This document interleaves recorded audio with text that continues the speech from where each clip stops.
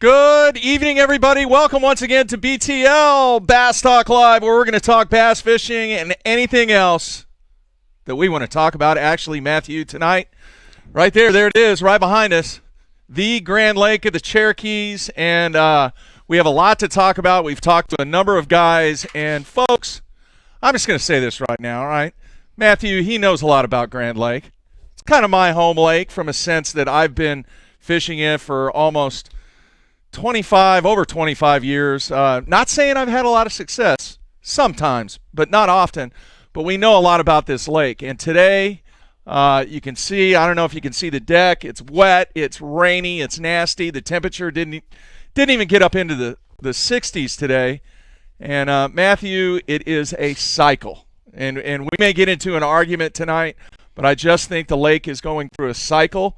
And right now, based upon what has been discussed, at least with the guys that I have spoken with, there are going to be a group of guys that catch them, and there's going to be a lot of guys that struggle. You agree or disagree with that? I agree. I think overall, if you just look at the weights of the Skeeter XFL and the Dare tournament and the Nichols and any number of the other 100-plus boat tournaments that have been out here in the recent weeks, a lot of pressure. There's been a lot of pressure, but the low-end weights, it has consistently taken 14 pounds to get a check. Now, did we maybe overreact a tad when we had Randy Blockett on a month ago when it took 14 pounds to get a check in a two-day event and 7 pounds to get a check in the Nichols? And people said, listen, that's how Grand is in March. And then it kind of turned on in April, but it's kind of a weird deal, Mark, because that water has been fluctuating between 55 and 63 for about a month. Yeah. And it hasn't gotten warm and it hasn't gotten super cold, and it stayed a little bit off color throughout the entire lake. And you know, I talked with James Elam at the boat ramp today after he got off the water, and he said, man, we've been hit with 3 cycle cold fronts back to back to back, and the way that they've been spaced out has basically kept these fish on the verge of rushing the bank for the better part of a month. Yeah. And a lot of the guys that I spoke with, Matthew, they said, look, they are in the stage where they're going to move up. It's just today, it was not a thunderstorm kind of rain. It was just a nice little depressing drizzle. Yeah, all day long. Mm-hmm. It did not let up at all. And there were a few guys that said, yes, there are some fish on the beds. They could barely see them. But after the amount of rain that we've had in any part of the lake, it rained from the dam all the way up to the top side of the Elk. If somebody did have an area where they were targeting some fish, I think tomorrow it's going to be a blind cast day, especially what you see right now, a ton of clouds. That's what the weather forecast is calling for tomorrow. So it is a weird stage. Is Grand going to showcase this week what kind of a lake it is? I think for some guys it will. I think it will. I still think it will. Yeah. I think there's a lot of guys that are still – I think it'll still take 14 pounds a day.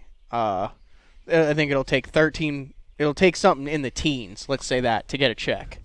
Really? I think 13 pounds to get a check. 26 pounds over 2 days. Yeah, I agree with that. You have to understand a 15-incher right now, especially if it's a pre-spawn fish, which there still are a lot of pre-spawn fish, weighs 249. That's a 15.5-incher. So that's a 2.5-pounder. So you're well on your way to 12 pounds, and if you have anything over that, you can tell. So. All right. A couple of housekeeping items. As you look at the beautiful, we're right inside one of the coves here in the Mid-Lake area on Grand Lake. We are webcasting live from the Sheeler compound, and we got to give a big thanks out to my longtime team fishing partner, Mr. Pat Sheeler, and Brian in Philadelphia on the instant feedback. He wants to see the pristine Procraft. Unfortunately, it's not here. It's actually in storage. You talked about that on the old show. I did. And I think it's got 20 hours on it. I talked to him about that today for like an hour. He said it had 3.5 hours on it when he bought it. Yeah. It is probably the nicest Procraft that is in existence today. It's like 10 years old, I think.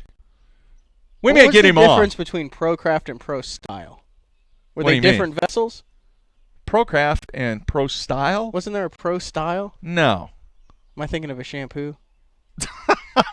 There you go on the hair kick I again, thought- man. Do I need to cue I up that thought there was video a because of pro the hair? style. You're Was there- talking about hair products now. Dave, Why are you talking about hair products? Was there a boat called a Pro Style? No. I thought But one of the he's guys talking used about to run hair a Pro products, Dave. Style, not a Pro Craft. Anyway, our man Dave Rush, he actually spent some Googling time that. on the water today, and we're going to have him on here in a few minutes to talk about what he saw. And all conditions and everything being considered, I'm going to say this right now, and I'm going to catch a lot of grief, and I really don't care. The Oklahoma guys are going to do what, Matthew? Catch fish. They are going to dominate this week. Dominate. Mark it down. All right? Will there be a couple of Oklahoma guys that might struggle a little bit? Maybe. If there is an Oklahoma guy that does not make the cut, I will be shocked. How about that statement? That does not make the cut? Yeah. The top 50 cut, or 51, or whatever it is. There's always going to be one. I don't think that's Grand's kind of funky right now. It's not. Yeah. It's kind of. Logan funky is saying right 69-6 to win. Write it down. That's Yeah. that's less than 20 a day. Yeah. Josh in Missouri says, do you ever remember a spring where the water temps have been this low this late into April? No, and I think that's part of the issue. And I also talked to James Elam about that, and he said that this is not his strongest time of the year to fish on Grand. The time that he really likes to fish on Grand, it's not. But that he cannot remember a spring that has been so loaded with consistent cold fronts like it is to where it's stayed. It's basically been spinnerbait water for a month. Yeah, if you can see in the background, and maybe when Dave's on, I might move the camera around. But if you can look in the background, most of the trees, they don't even have the leaves on there fully yet. No, they're just budding. It's crazy. Crazy. Jay Roberts from, I'm not sure, let's see where he's from Ontario, Canada. He's got all his Canadian boys fishing the tour this week Yeah. on Smith Lake in Alabama. Jason Christie for the redemption win. I actually saw him today. He's got to have some sneaky stuff going on. Did you talk to him, or did you? I did not. Wave? I just just gave him the wave, kind of avoided Christie. But here's the thing, folks. If you go around Grand Lake and you look at the water level, and Biffle was the first one to point out when I talked to him today at the ramp that there is not a single willow in the water. And very few laydowns unless you go way up the Neo show. And guys were talking, that's the lowest that Iaconelli said he's ever seen it. It's the lowest a number of the guys have said they've ever seen it. I'm sure Jason has to have something up his sleeve because he has seen these conditions and knows what's happening. Yeah. Hey, throw me a bone on the instant feedback, folks. Does the background look good? Does everything look good here? Because we may do a show tomorrow night, too. It's kind of what I'm thinking. And then Friday night, a very special event is taking place. We're not going to do anything Friday night because we have the good Mr. Larry the Dr. Wickersham. We have his famous barbecue. Why do people on Friday? I thought he was a firefighter. He was. Why do people call him doctor? Because when he lived next door to Pat, all right, anytime anybody needed anything fixed, you just pulled your boat up to the good doctor, and the doctor would take care of it. So it was like a boat doctor. Yeah. Aren't Dude, those I lights wouldn't let from him- Dr. Wickersham? Yes. And the He's bulbs? got- The he's bulbs got, are no, from the Pat? bulbs are from Pat. He's got everything. Here's man. my question: how long have we been doing this show with various remotes? 10 years? Yeah, if not longer. How come we don't bring lights?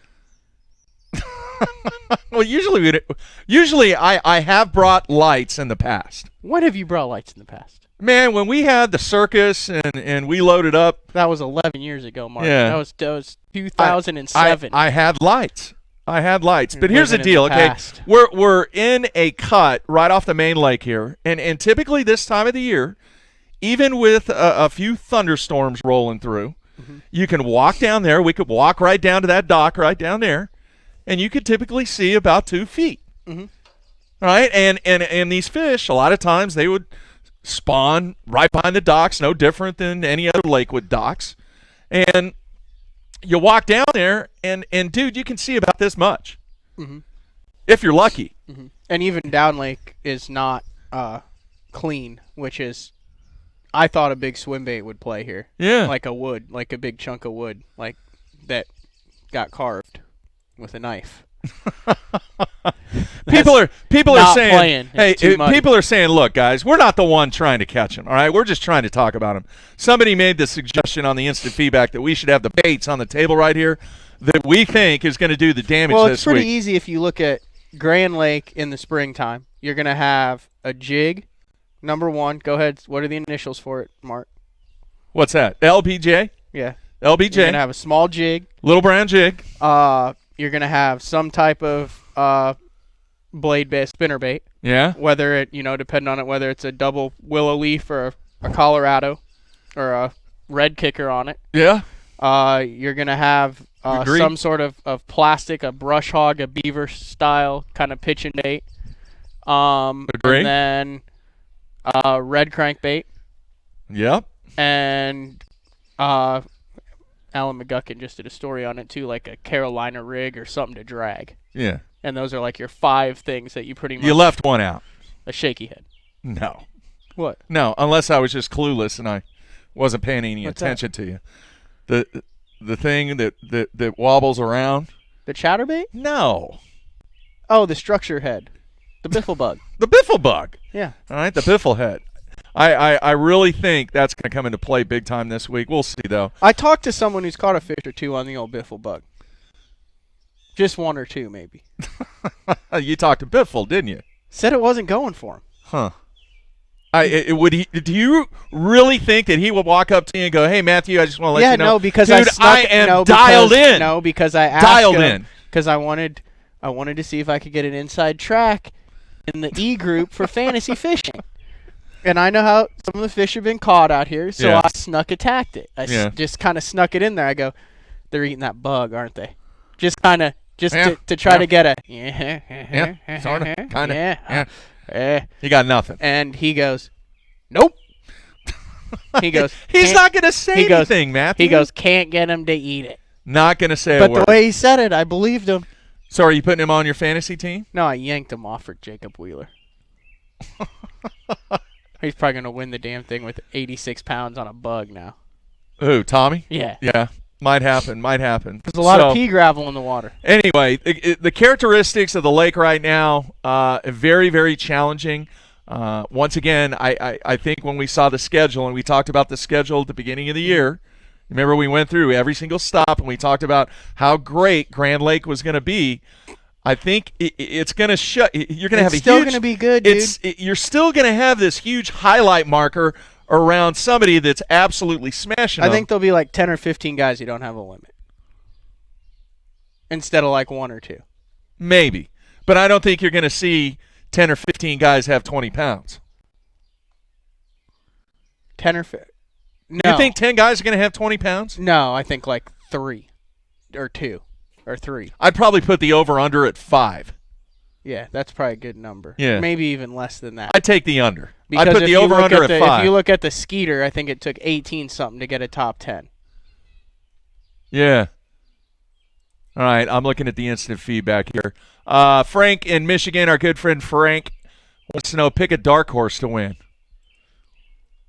Pick a dark horse to win? Yeah. Andy Montgomery. Huh. Okay. He's had a good tournament here before. He also knows his way around docks. It's that time of the year where a swim jig could potentially play, or a chatterbait skipped around there. And with as much pressure as there has been on this lake in recent months, you need someone who can put their crap in areas that other people can't.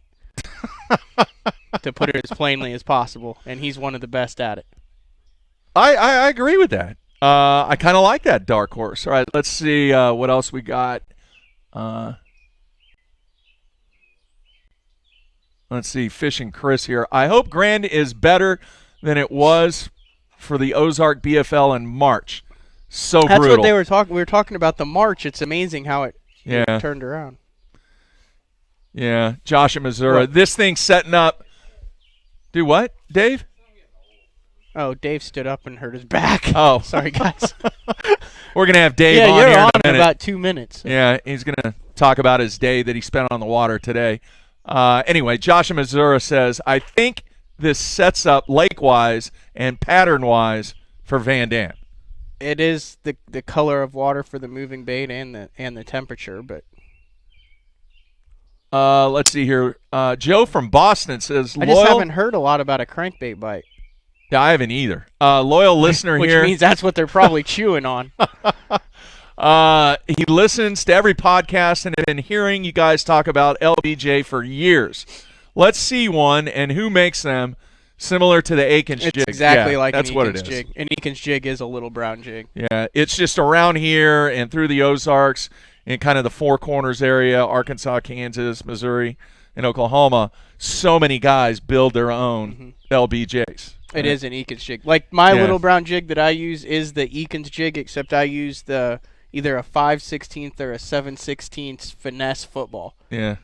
And I skip that around and stuff just like all the other guys, throwing on like 12-pound tests. Yeah, and the one I use it's homemade. It's from a guy. His name's Wes Endicott. Dude, tell everyone what you did to all your jigs.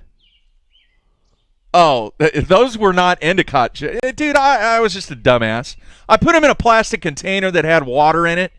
It was not a watertight You didn't case put them in a container that had water in it. No, you put 'em in a there was container, water, and then water got in it, the and it just ruined. And then he didn't open his box, and he had his plastic trailers right next to it, and they were like super salty plastic trailers. I'm an idiot. And then the water got in, and then the hooks literally rusted off of all of your jigs. Yeah. Like you pick them up and just snap the hook right off. Good. You could just. I'm not And that then strong. You there just were a whole break pile in of them, half. and I'm not exaggerating this, and you're going to deny this. They were rusty as hell. And Jeffries moved him, and the hook didn't fall off of the bait. And he goes, "These are still good." It's and the Harold Allen. Puts them right back in It's the box. the Harold Allen philosophy right there, man. Set the hook harder. That's it. If it's a little dull, a little rusty, just set the hook harder. Do you think that stuff up the elk is going to play at all, Mark? I Like where think Edwin was in the Classic? Or? No, here's the scoop, folks, on the Elk River. All right, all the guys that I have spoken with, it is take a number up there. There's an enormous amount of people that have practiced up there over 2.5 days. It got hit pretty hard in the last two team tournaments. Let's face it, the Mid-Lake area and up has been absolutely hammered the last 2 weekends.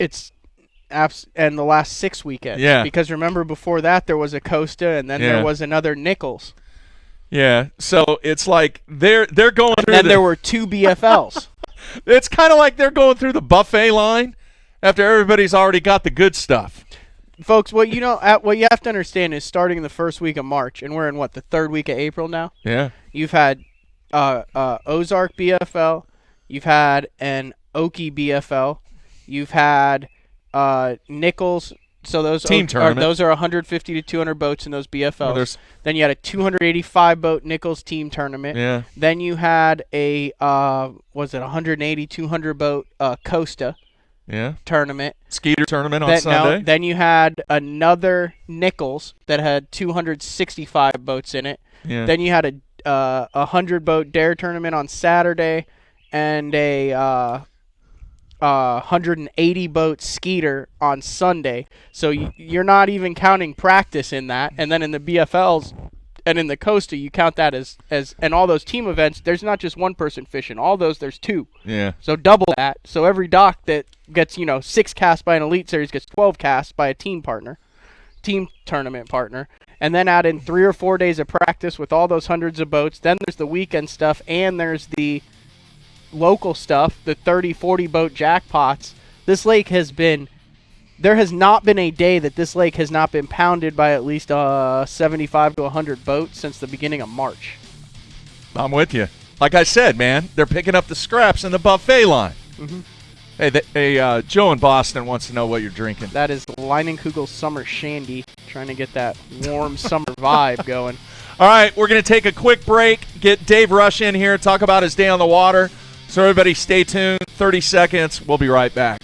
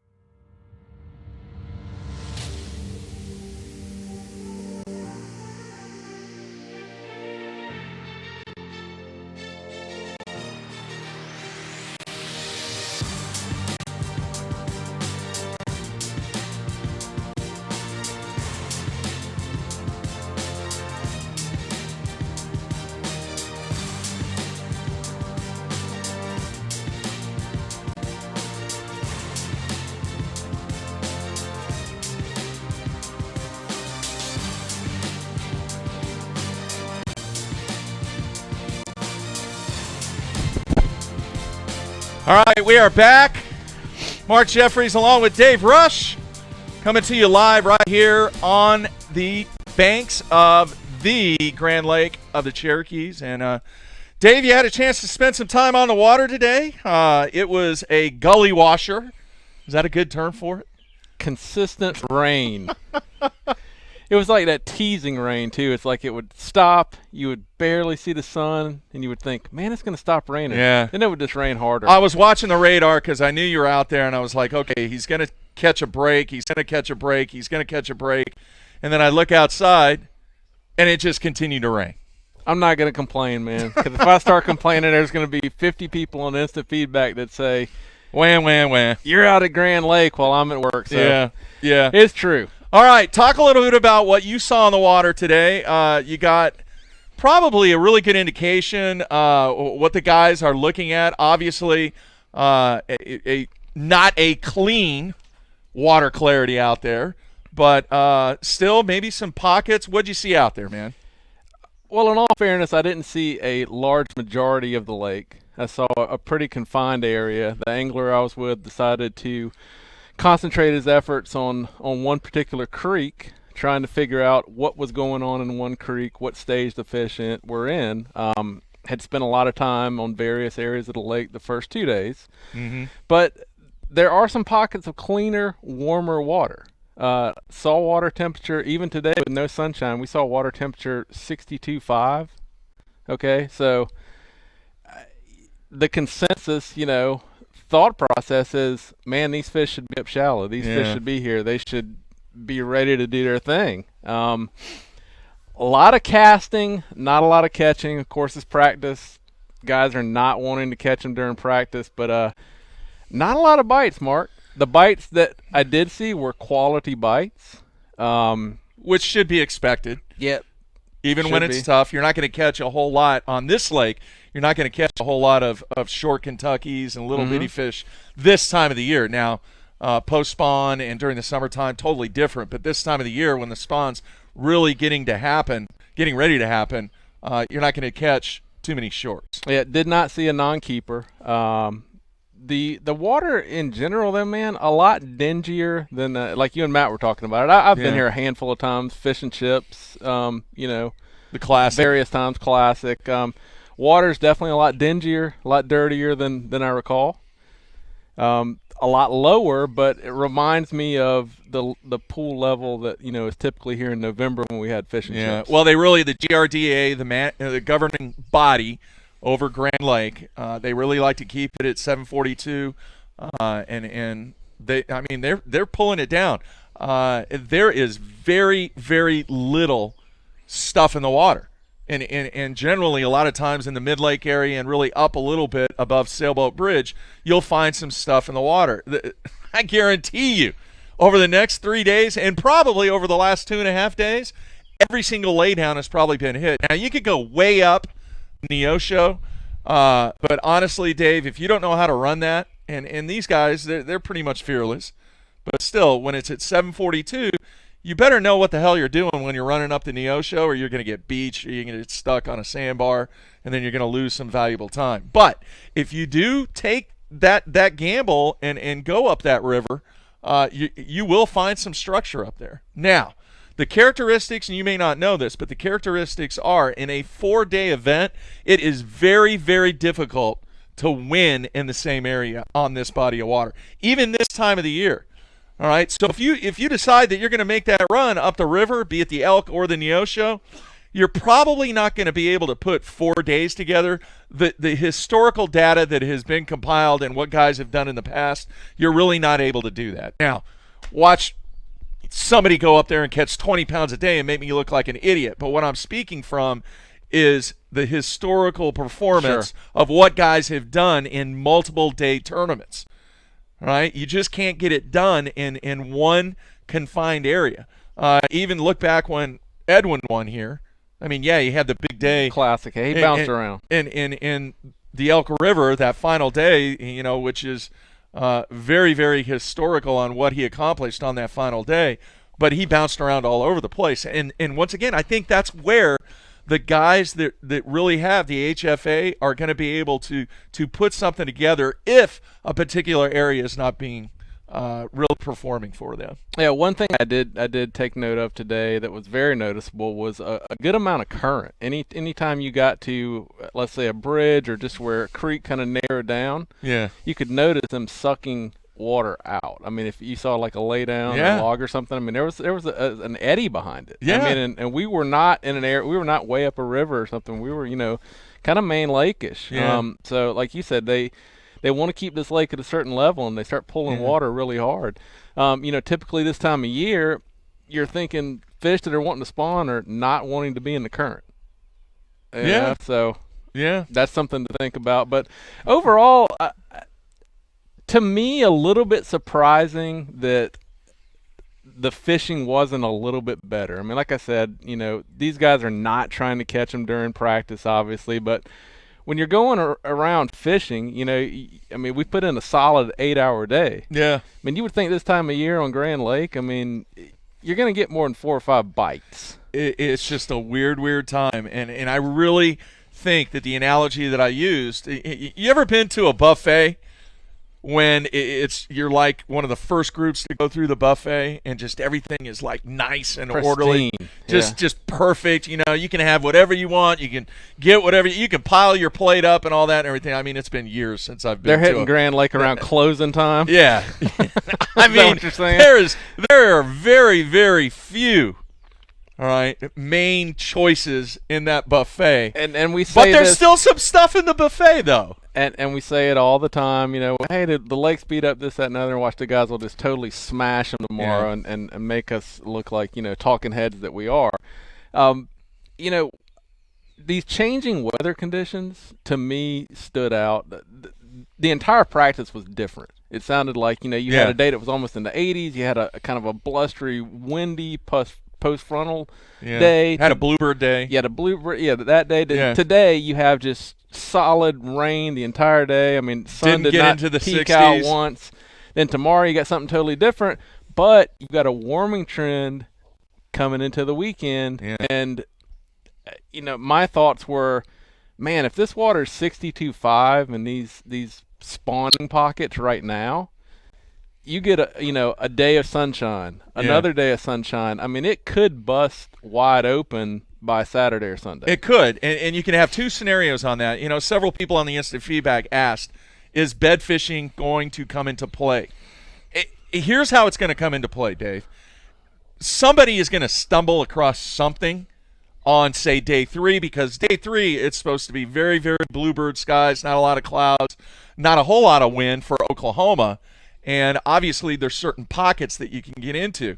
We're not talking about where you went today or who you were with or anything like that, but I do know that there are areas that when you get into a specific, be it in the front, the back, there are some areas where fish are going to be spawning this week, without a doubt. Well, interesting you say that, because the angler I was with today, these guys have been doing it for so long. They're super experienced with actually analyzing how a fish bites, okay? Whether they stick the fish, shake the fish off. A couple of times out of the few bites he had, he said, pretty sure that fish was spawning. Yeah. But you can't see them. You can't see them, but you can't see them. There definitely are some spawning, I would say, for sure. Absolutely. So if that movement takes place, the other thing is full moon this weekend. Yep. So is it going to come into play? I would have to say yes. Now, is it going to be the vintage, typical sight fishing where, they're doing this and going like this? No. There may be a few spots where guys can see some bedding fish, but it's not going to be a wide open bed fishing, sight fishing deal. Look, it's you can't even see 6 inches in an area that typically you can see 2 to 3 feet.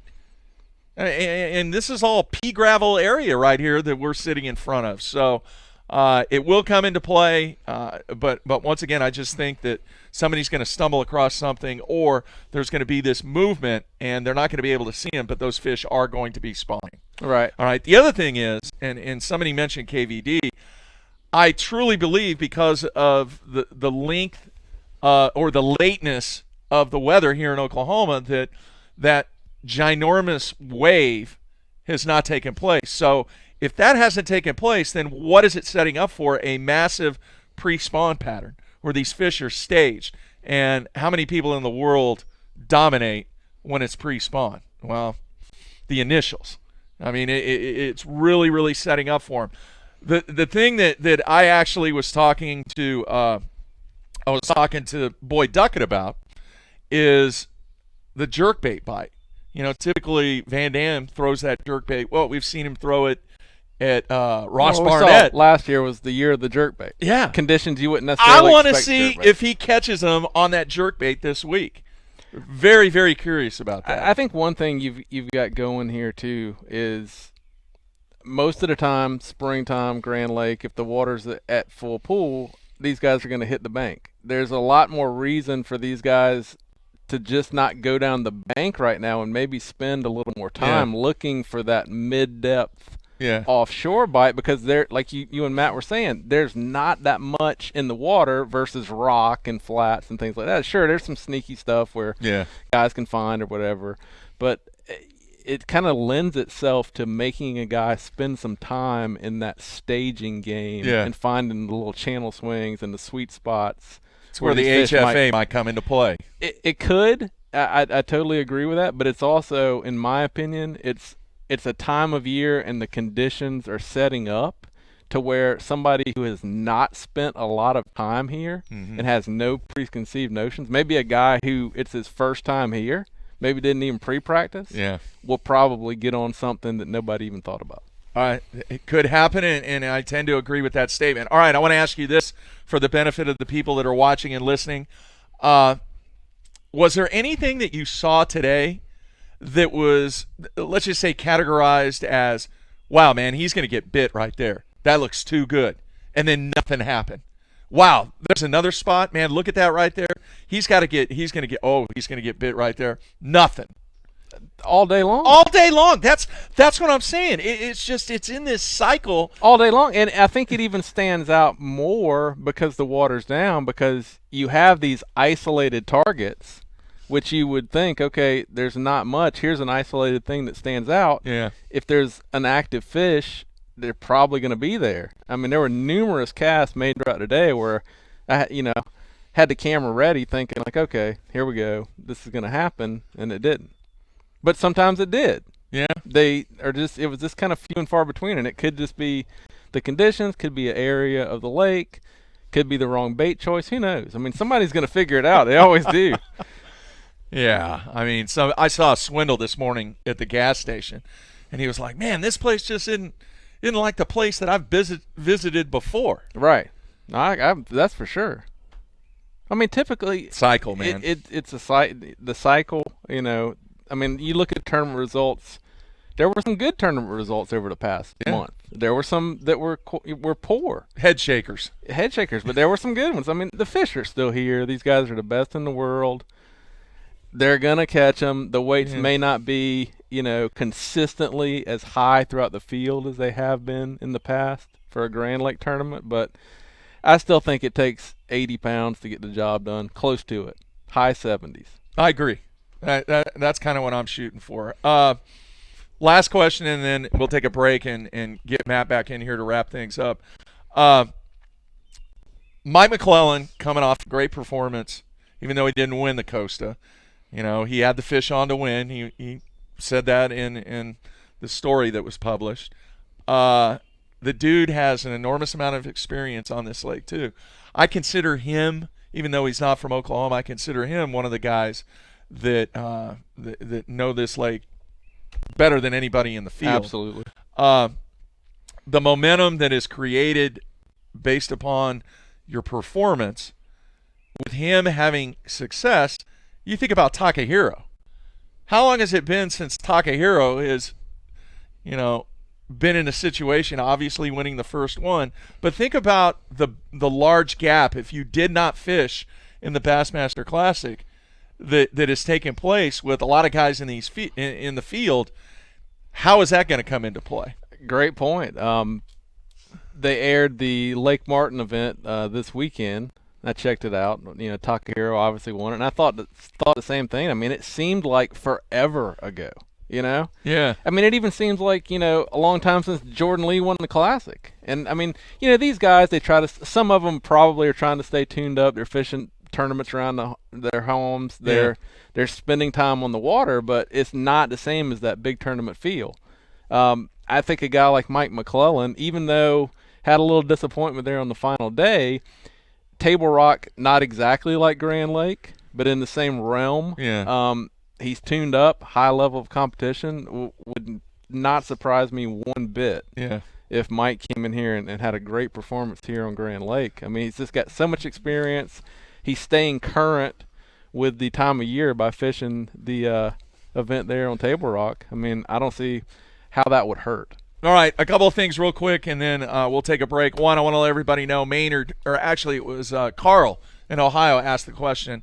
The reason that Dave was allowed to go out on an official practice day is you have to apply for media credentials, and then you actually have to get approved to go out with these anglers as a member of the media. Dave hasn't been on the water since what? Fish and chips? Yeah. Years? Yeah. 4 years ago? 4 years since I've been on Grand Lake, probably. Yeah. So, and he's been on it less than 5 times. So there is an approval process that you go through for members of the media to be able to do that. So that is why he was able, and then we take that content and actually produce content based upon. And it gives you a great insight, man. Just to go out, I mean, not only on the particular event that you're covering here at Grand Lake, but just being in a boat with those guys in general. I mean, typically, if you've ever marshaled, marshalling's a little bit different, but typically as a member of the media, when you go out with these guys, I'm not talking to them at all really too much about. You're letting them talk. Right. Like I'm if they want to talk, they talk. If not, I'm sitting there eating a sandwich, taking notes for an article I'm going to do down the road or whatever. Yeah. Sometimes I'm just observing techniques they're doing, something we may do, down the road, for a different tournament. Just kind of how they approach a practice session in general. It's not even necessarily on Grand Lake, but it's very insightful, and it's a great opportunity to get inside these guys' heads and see how they do it. And if you've been out with several of them, they're all different how they approach tournament practice. All right, I don't want you to pick a winner. I want you to pick somebody that you feel is going to be in the thick of things when Sunday rolls around and has a shot to win. Jeff Creek. All right. Not bad. Had success here, 6 years ago, I think, when him and Van Dam battled. So I think, obviously a lot of people are going to say, well, he's from Oklahoma, of course. Why would you say it? But I don't think – I don't know, but I don't think Creek spends his time up on Grand Lake. No. From what I know, he spends his time out in the Gulf of Mexico chasing snapper or tuna or sailfish or whatever he does. You're right. Yeah. All right, last question. Can OKC get it done tonight? Absolutely not. They're done. I didn't want to hear that. Yeah, I spent some time on the airplane with a guy who's in the know. He says they're done. No, we'll see. Game 5 tonight. They got to win 3 in a row to advance. Not happening. Probably not going to happen. All right, we'll take a quick break, come back with Matthew, wrap things up, and I think we're going to do this tomorrow night. Why not? I mean, great weather, great setup at the Sheeler compound. So we'll take a break, come back with Matt. Everybody stay tuned.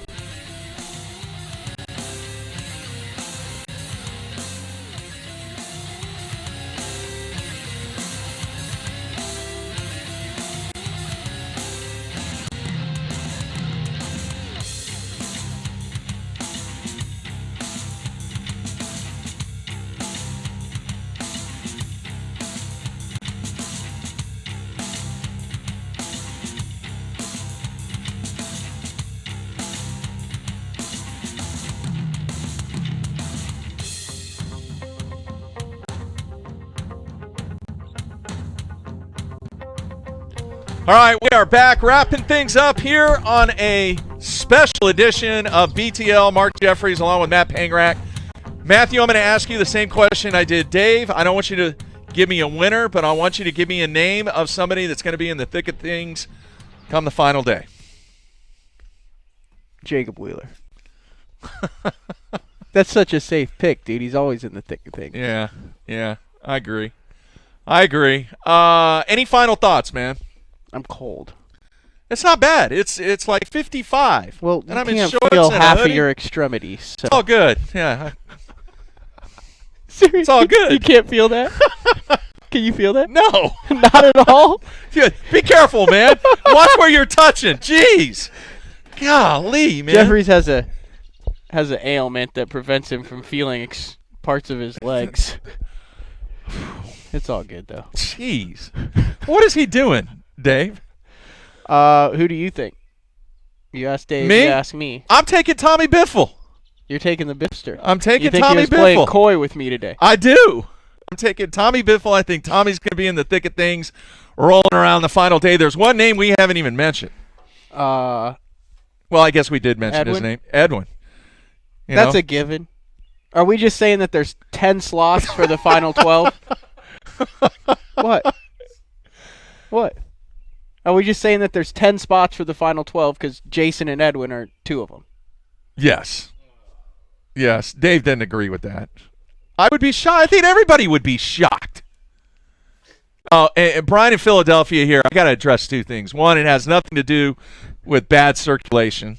All right? I'll explain here in a second. The other thing is, I do not And I was poking his frequent legs, folks. Yeah, that's what I'm saying, man. Stay away from me, all right? I do not frequent the Golden Corral, all right? I couldn't tell you the last time I've been to Golden Corral. Oh, I thought you were going to say the office. Down No, the road. because of the food comparison in the buffet. Oh. No, you do frequent the buffet. Yeah, you do love a good buffet. In Where? Vegas. Oh, at the Station Casino for the U.S. Open. Yes, that is the last buffet. And what do I always get, Dave? Very healthy. Turkey, broccoli, and salad. That sounds like a disaster. Turkey, broccoli, and salad at the U.S. Open. That's gross. All right. Glad I don't live with you. No, the other thing here, I think I mentioned this, I don't know, when I was diagnosed. I actually have MS, multiple sclerosis. I think that's how you say it. I just say MS. Anyway, it's under control, and it's been treated for a number of years, but I can't feel anything in my hamstring. I messed up big time this week. I actually. Are you seriously going to bring that up on the Yes. show? I actually mistook.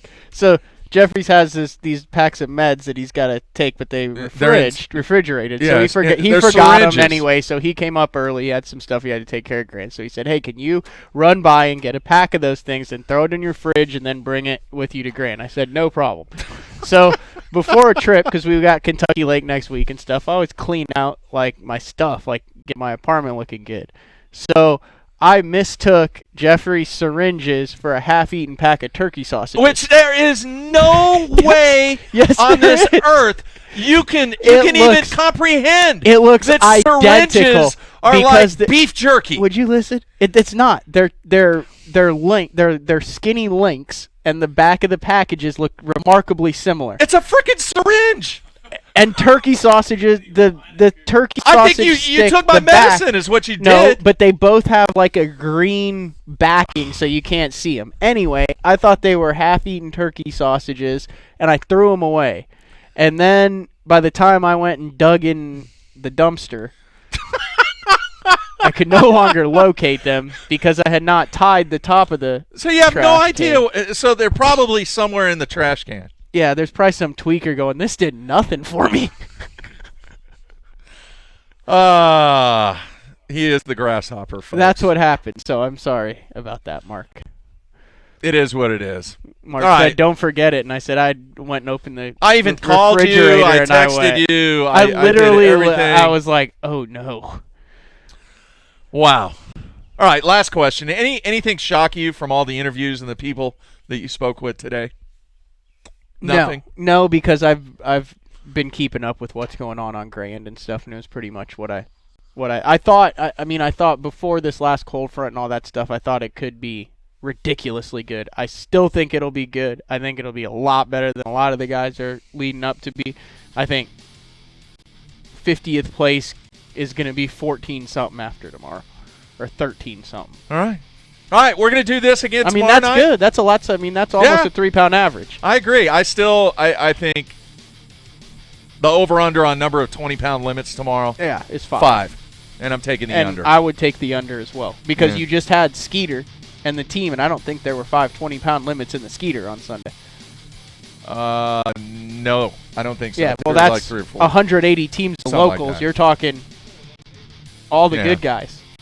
All right. So more to come tomorrow night. Let's see what happens. Day 1, Grand Lake. We will be live from the Sheeler compound once again tomorrow. So everybody be safe. Enjoy your Thursday. Tomorrow we will be back tomorrow night, same time. Everybody. At some point tonight, What? the preview video featuring all your favorites at Grand Lake will be out on Bass Zone, so make sure to go check that out. All right. Sounds good. Everybody be safe. We're out of here. See you tomorrow night.